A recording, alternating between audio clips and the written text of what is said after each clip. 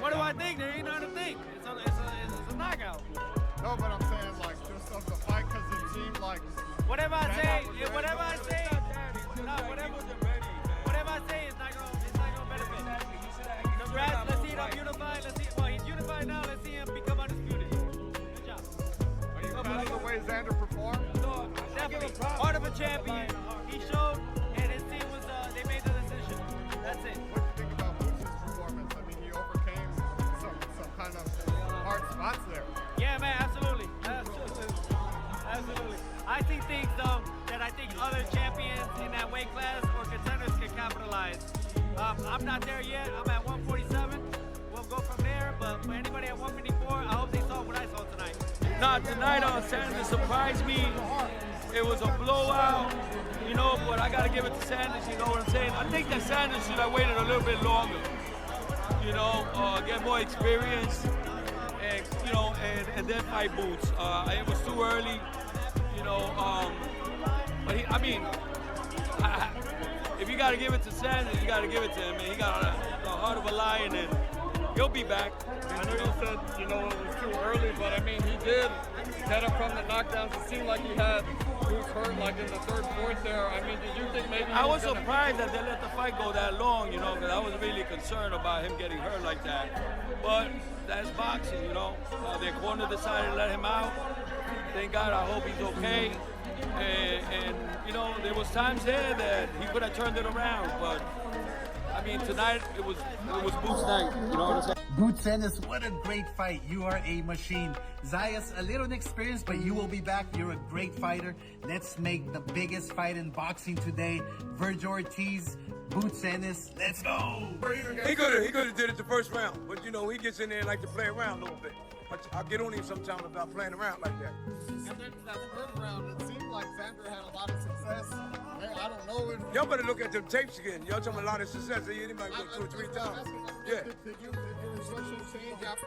No, nothing changed. I wanted the Boots to go to the body more, you know what I mean? And use his jab more. But he was setting a lot of shots up too. You see the shots he was hitting, you know what I mean? And I was telling him not to stay there, because every time you stay there, you hit him with a good shot. Xander grabs him. He holds him. You don't see me because I walked him through. You saw what he was doing? When he was jabbing, how many jabs he was hitting with?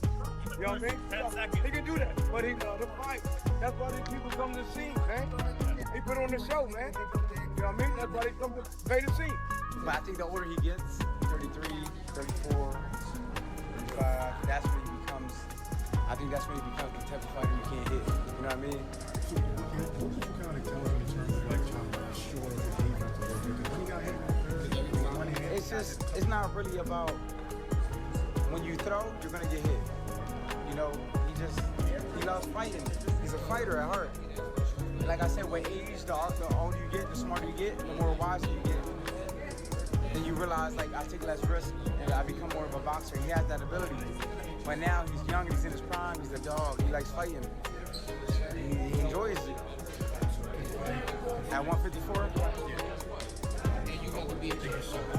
Pandora. Yes. Virgil is, that's Boot's style. He likes when people come to him. You know, you can use all his tricks. It's not gonna be nothing. You don't have to figure nothing out. It's gonna be right in front of him. But Ortiz is a warrior, so he's gonna be like Xander. He's gonna fight to the end. You know, Danny, But Pandora gives anybody problems. Why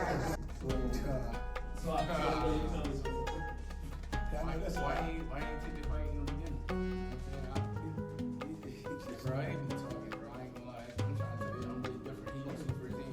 Cause he gets hurt a lot. He's flat-footed and he been dropped multiple times.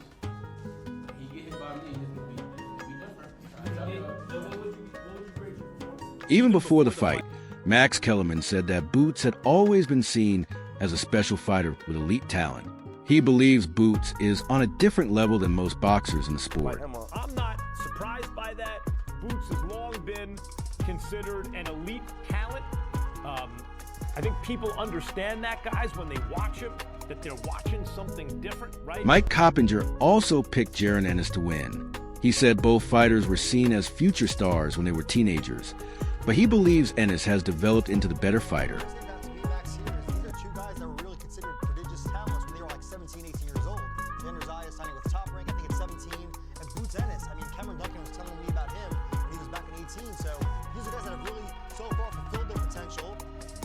obviously considered a higher talent right now. Xander Zayas, I hear what you're saying, Gabe.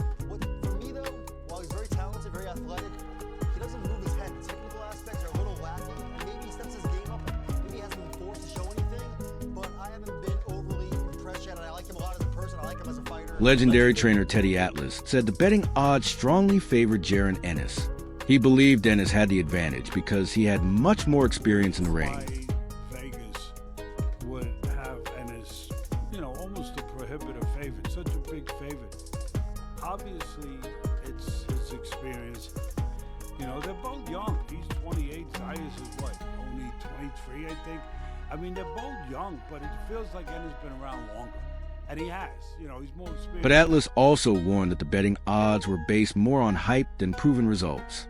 He said Ennis still had not faced the toughest challenges of his career. But here's the thing. Take it right, take it wrong, but it's the thing. It's coming from me. It's coming from my judgment. And what can I tell you? I can't apologize for it. I can only say what my experience. Atlas also said many fans already see Ennis as the next Terrence Crawford. However, he believes people are saying that before Ennis has fully proved himself against top-level opponents. The other kid's 23. He might be great, but he's still 23. All of that. And again, I think it's based on what the potential of Ennis has always been. It's still, we still don't know. It's like, yeah, we're believing it. We're going with it. We're making him a big favorite because we've been believing this a long time. And now we're finally going to see it. We're going to see it against somebody that maybe can really test. Is he as good as we have been saying he is? He was the heir apparent. Crawford left. He was the heir apparent. He's the guy. They wanted the Crawford fight. That never happened. When I say they, I don't mean Ennis. I just mean we, the public wanted that. That wasn't going to be. And again, you're not basing it on, yeah, he should be a 5-1 or whatever favorite because, look who he beat.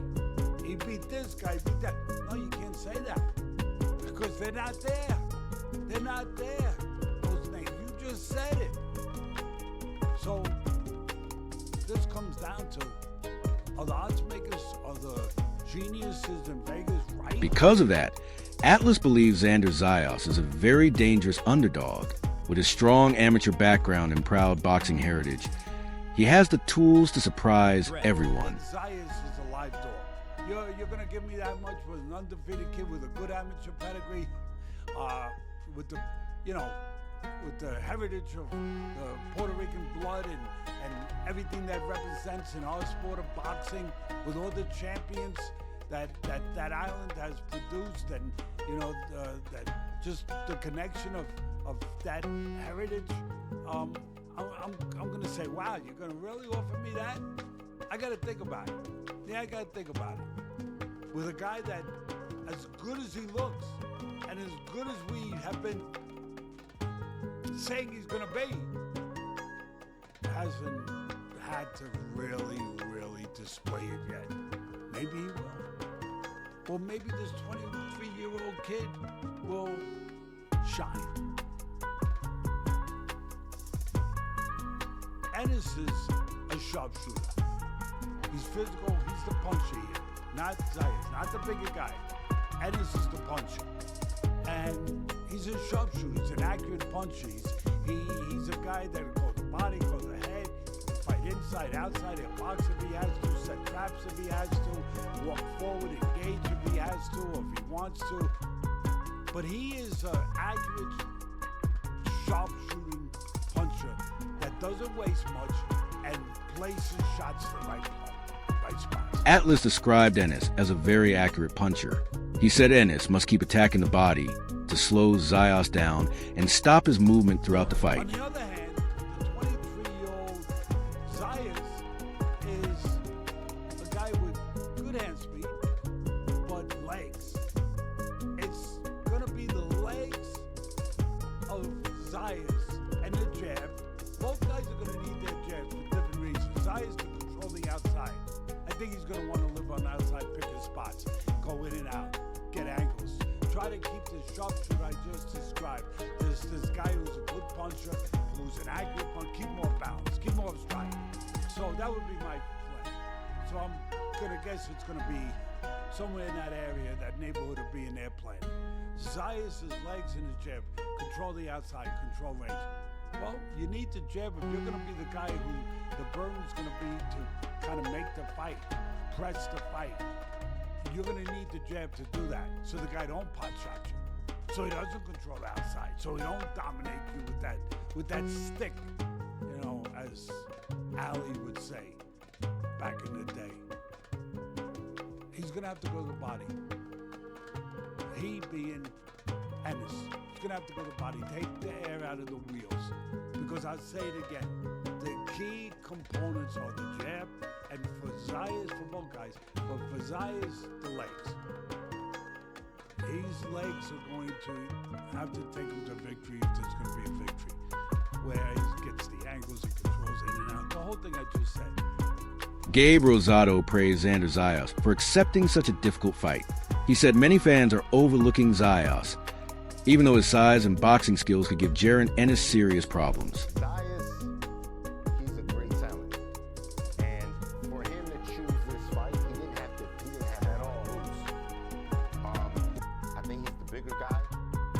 I think people are sleeping on his boxing abilities. And I think the thing is that he hasn't boxed a big name yet where you give him credit. You know what I'm saying? I agree with that, yeah. But that style, I think, can give boosts big power. Trainer Coach Breadman remembered meeting a young Ennis back in 2014 when he came in as a last-minute sparring partner.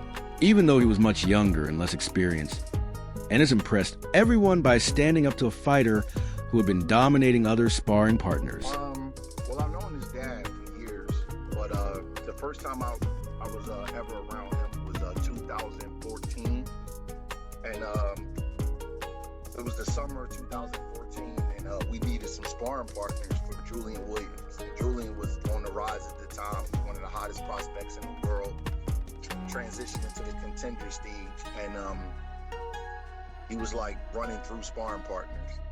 And Boots' dad, Boozy, he's a friend of mine. He's like, Boots can spar? Boots spar? That's how he talks. And I'm like, okay, you know, that's cool.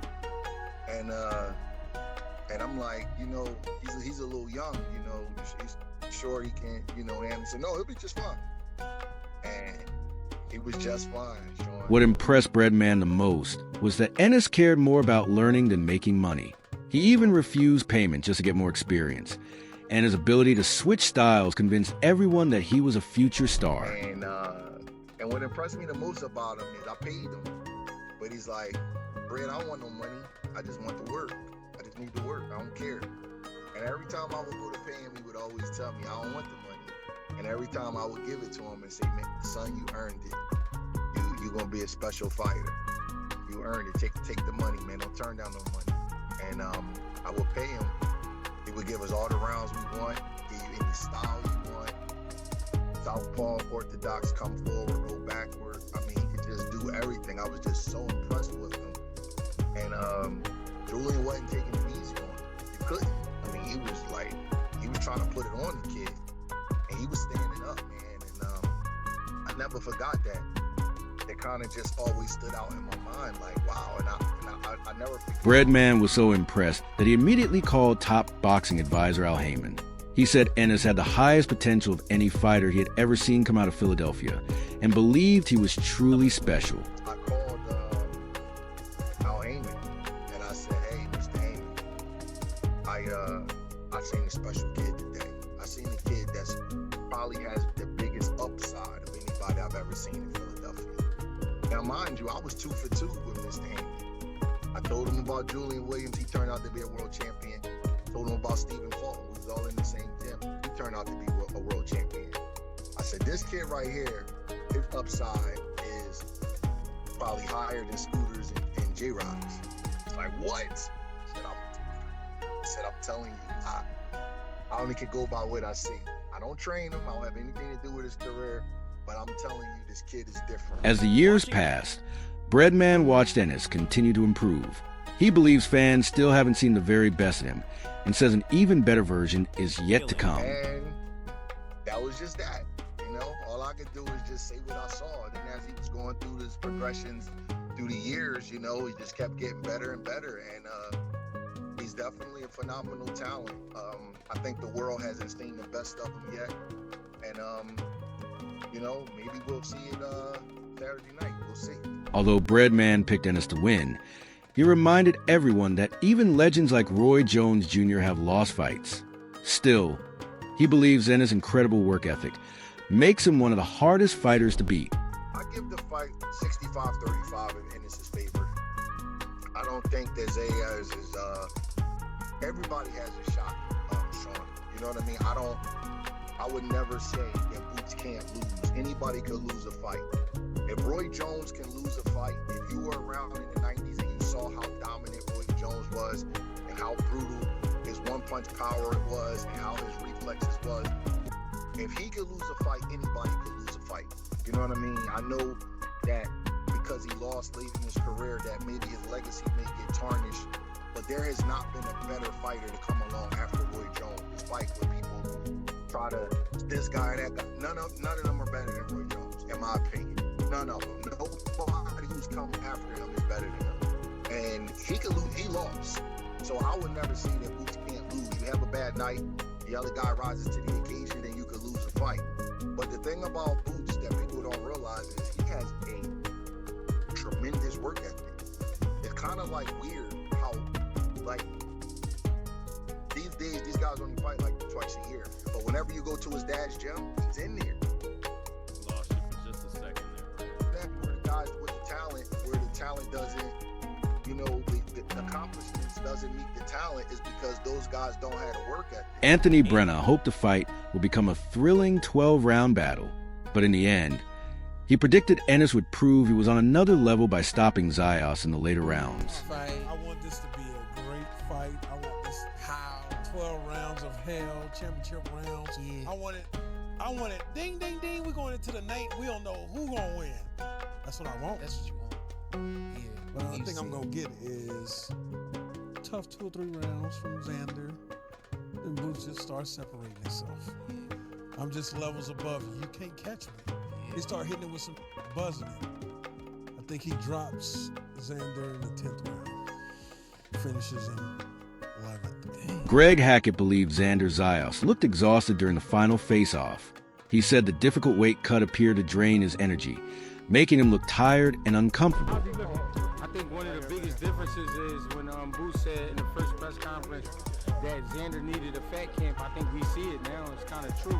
After hearing Xander speak, he could barely get his words out, and it even hurt for him to smile. So I don't know, man. His inside's probably going through it right now. Hackett also warned that the tough weight cut could become a serious problem once the fight started. He believed Zayas' body might not respond well under pressure, leading to an early stoppage. Yeah, I think his body isn't going to agree with the movements and things that he's going to have to do to stay out of the way. I think, you know, his body will counter-react with him, and then he possibly gets stopped, like from the 4th round, 4th, 5th round. Wow, so early it's going to happen. Yeah, because if you think about how the body works and you think about how he stripped his body down, and then when it's going to take for him to perform, he's going to be asking a lot out of his system, and I think his system will counter-react. You know what I mean? It won't go the way he planned for it to go. You know? Even though some fighters can handle difficult weight cuts, Hackett wasn't convinced. He felt Zayas looked too drained and questioned whether he could last through the fight. Not so much surprised and shocked. It'll just be like, okay, maybe he's used to it. You know what I mean? Maybe he's used to it. Maybe that might be what it is. But for me, looking at him right now, I don't know, bro. I don't see him standing. Now it's your turn. What did you think of the fight? Did the result match your expectations? Who did you pick to win? And were you right? What was your favorite moment? Who should the winner fight next? Share your thoughts in the comments below. And don't forget to like, subscribe, and turn on notifications for more boxing videos.